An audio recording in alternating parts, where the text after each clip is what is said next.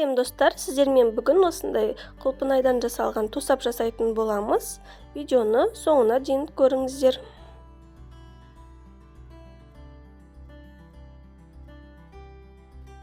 Біз кастрөлімізге қантты саламыз және оның үстіне суымызды құямыз.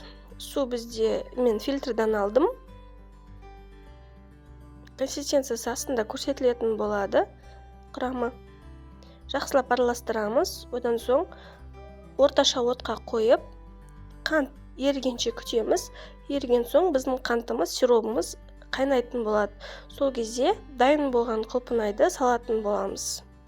Алдын ала мен банкамызды жуып дайындап алдым. Құлпынайымызды да шөптерінен тазалап, жақсылап сода қосып жуып алатын боламыз. Және біздің сиробымыз қайнағаннан соң дайын болған құлпынайымызды біз салып 5 минут орташа отта қайнатып алатын боламыз. Одан соң тағы да астын өшіреміз, әбден суытамыз. Мен келесі күні қайнаттым, одан соң тағы да суыған соң келесі күні 3 минут ровно қайнатып, банкаларға құйып, крышкасын жауып, балкондағы шкафқа шығарып қойдым. Мен банкаларды стерилизовать еткен жоқпын, жақсылап жуып алдым, және оны содамен шайып, тағы да сумен шайып алған болатынмын, және жылда солай жасаймын. Егер де тура осылай жасайтын болсаңыздар, сироп арқылы сіздің құлпынайларыңыз солай бүтін күйінде сақталатын болады.